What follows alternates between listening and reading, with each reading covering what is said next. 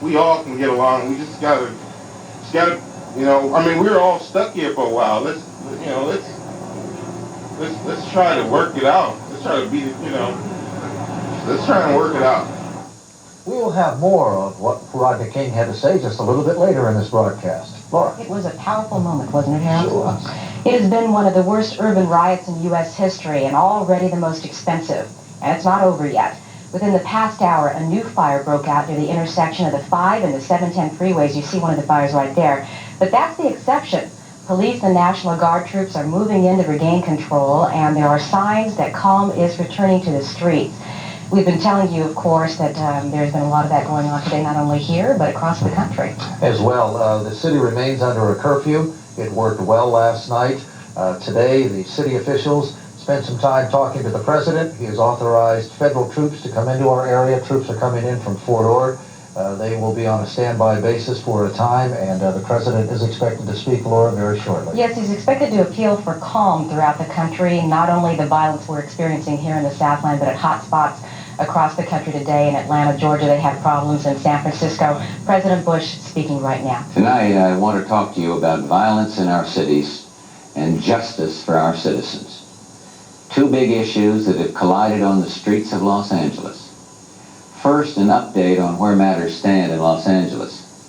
15 minutes ago, I talked to California's Governor Pete Wilson and Los Angeles Mayor Tom Bradley.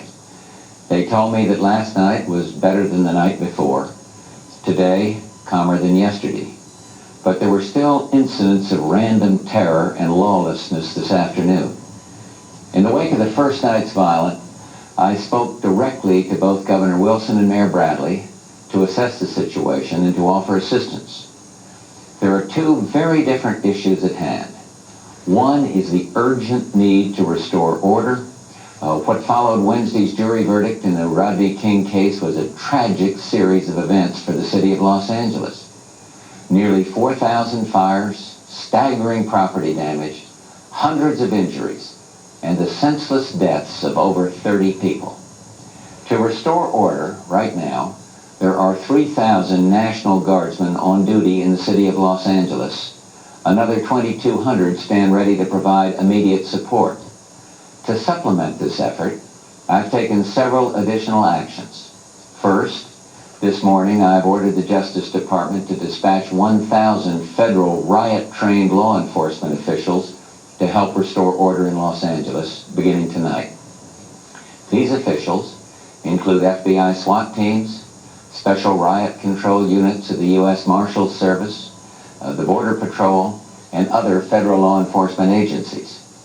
Second, another 1,000 federal law enforcement officials are on standby alert should they be needed. Third, early today, I directed 3,000 members of the 7th Infantry and 1,500 Marines to stand by at El Toro Air Station, California. Tonight, at the request of the governor and the mayor, I have committed these troops to help restore order. I am also federalizing the National Guard, and I'm instructing General Colin Powell to place all those troops under a central command. What we saw last night and the night before in Los Angeles is not about civil rights. It's not about the great cause of equality that all Americans must uphold. It's not a message of protest. It's been the brutality of a mob, pure and simple. And let me assure you, I will use whatever force is necessary to restore order. What is going on in LA must and will stop.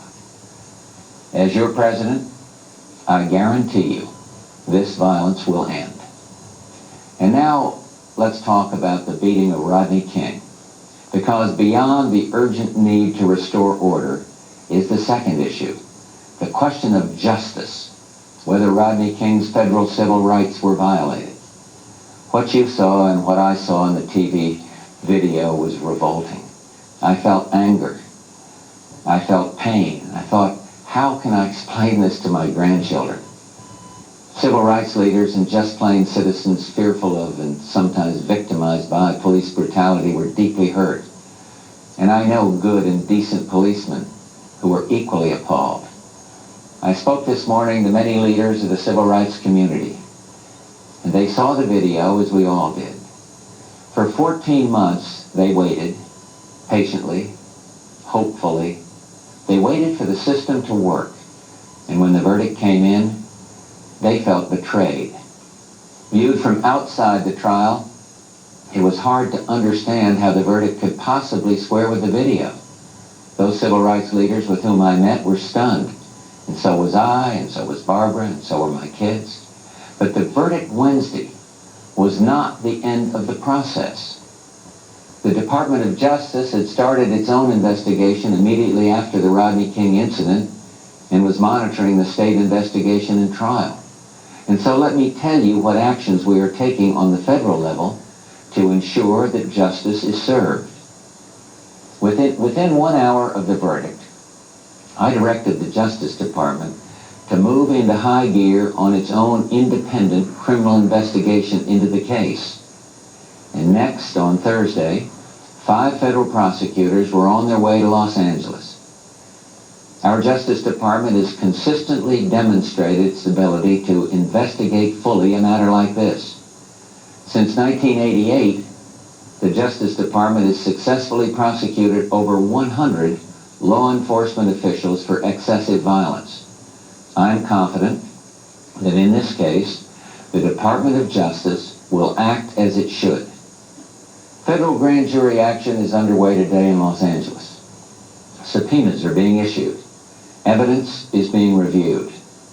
The federal effort in this case will be expeditious and it will be fair.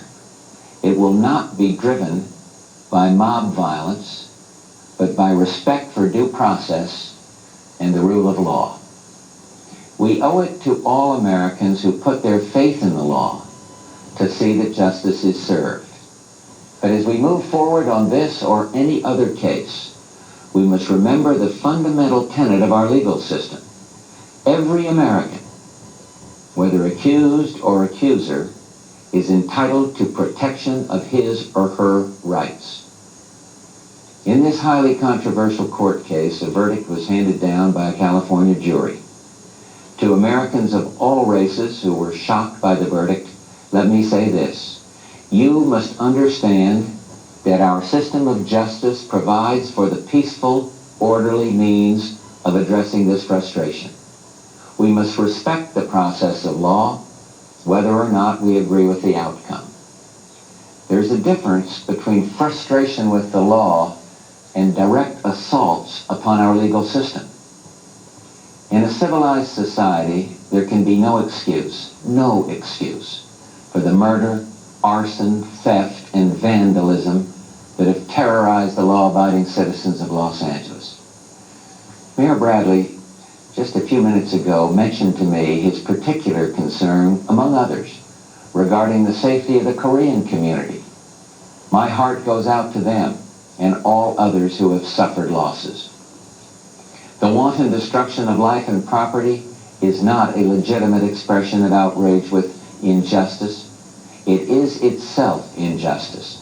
And no rationalization, no matter how heartfelt, no matter how eloquent, can make it otherwise. Television has become a medium that often brings us together, but its vivid display of Rodney King's beating shocked us. And the America it has shown us on our screens these last 48 hours has appalled us.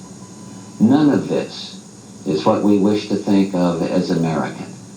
It's as if we were looking in a mirror that distorted our better selves and turned us ugly. We cannot let that happen. We cannot do that to ourselves. We've seen images in the last 48 hours that we will never forget. Some were horrifying, almost beyond belief. But there were other acts, small but significant acts in all this ugliness that give us hope. I'm one who respects our police. They keep the peace. They face danger every day. They help kids. They don't make a lot of money, but they care about their communities and their country. Thousands of police officers and firefighters are risking their lives right now on the streets of LA, and they deserve our support. And then there are the people who've spent each night not in the streets, but in the churches of Los Angeles. praying that man's gentler instincts be revealed in the hearts of people driven by hate. And finally, there were the citizens who showed great personal responsibility, who ignored the mob, who, at great personal danger, helped the victims of violence regardless of race. Among the many stories I've seen and heard about these past few days, one sticks in my mind.